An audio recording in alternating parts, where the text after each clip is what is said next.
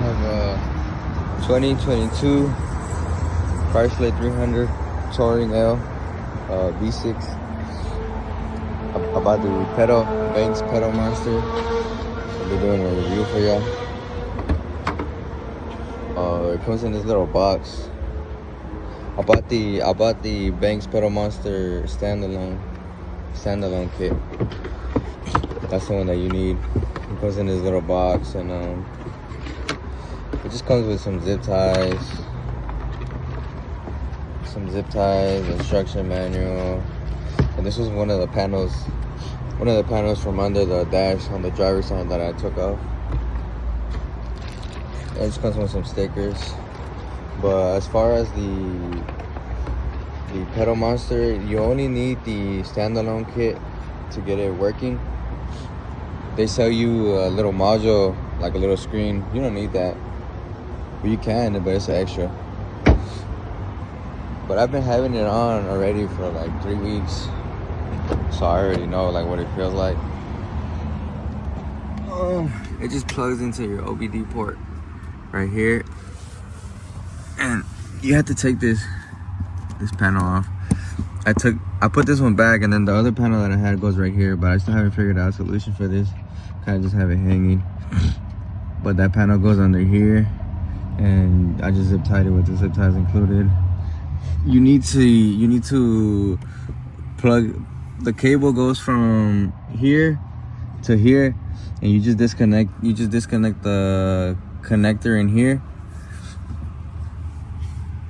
and you plug it in there and to the OBD port, and you connect it via Bluetooth.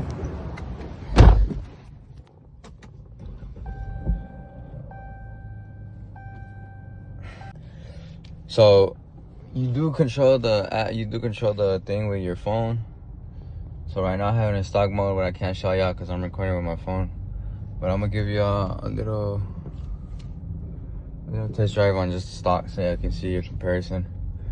And I drive it in sport all the time, so right now I'm driving it and it feels like a fucking boat. Like, this thing feels so slow. But let's give y'all a quick little pull right here.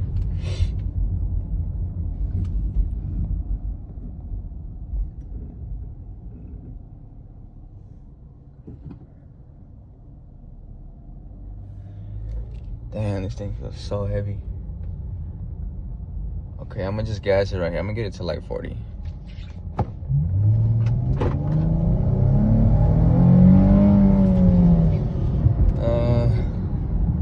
I mean, it definitely goes for almost a 5,000 pound car V6. It's not the fastest thing ever, but that was just stock. And I slammed the gas all the way down, and it took like 3 seconds to register. And that's why I don't like the little lag. The lag when you accelerate.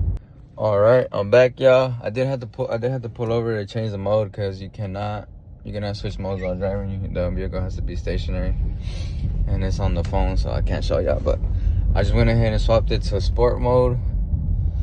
And sport gives you a little bit more kick, but it's not as aggressive as track. If you're looking for like the most response, it's definitely gonna have to be track. But I like to drive it around in sport. Sport fixes the lag a little bit, and it's not as touchy as track.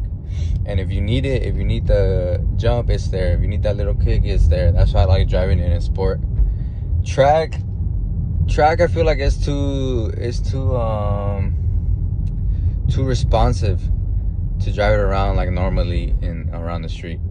Like, you'll barely press it and it'll kick your car back.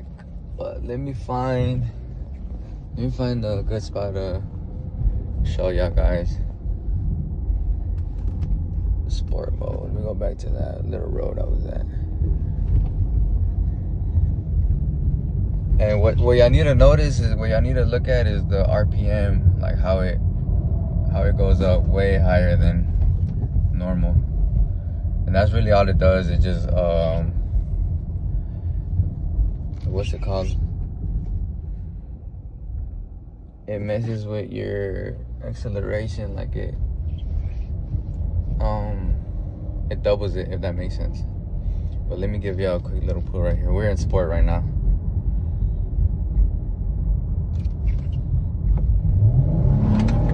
Shoot. So guys, y'all notice a difference for sure. It's not like a supercharger on your car, right? It's not gonna do anything crazy, but it just eliminates that little lag, the throttle lag right here, where you gun it and it takes like at least 3 seconds for it to take off. But that was just sport mode. Let me give y'all a little run. Let me give y'all a little run and track. All right, we're back, y'all. But now we are in track mode. Oh, definitely a lot more touchy than stock. But let me go back to that little road. And that's what I'm talking about, the RPM, how it manipulates the acceleration. That's really what makes a difference, to be honest. But let's get over here to the street. Give y'all a quick little.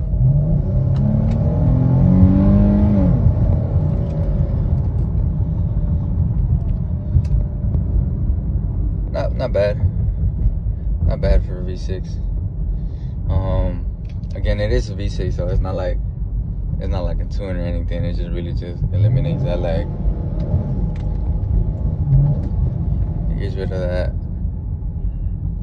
2 second, 3 second lag when you accelerate. And that's what I noticed with a lot of newer vehicles is you try to accelerate slowly and it doesn't take off, and then you gun it like halfway so it'll go, and then your car just like pushes you back. And that's what I don't like. It's like that lag. You don't it's kind of hard to read the vehicle. But with this, it makes the vehicle feel like so light, like I'm barely pressing it and it's taking off. It doesn't feel like a bow anymore. It doesn't feel heavy. And that's what I like about the pedal monster. But I mean, this thing gets down for sure. It's not a V8 or anything, but she'll get down. Kind of hard to do this with one hand, but yeah, see, she'll break them loose for sure with traction control on sport and on track mode. You can't turn this off. It only gives you sport whenever you press that button. Yeah, that's gonna be about it, guys, for the little review. Just wanted to show y'all. I wanted to do a little review because when I was looking for mine, nobody had a review or nobody had a how-to video on how to install it. So if y'all want a video on how to install it, I'll record one and I'll find a way to hide those cables, because that connection that they give you is like super long.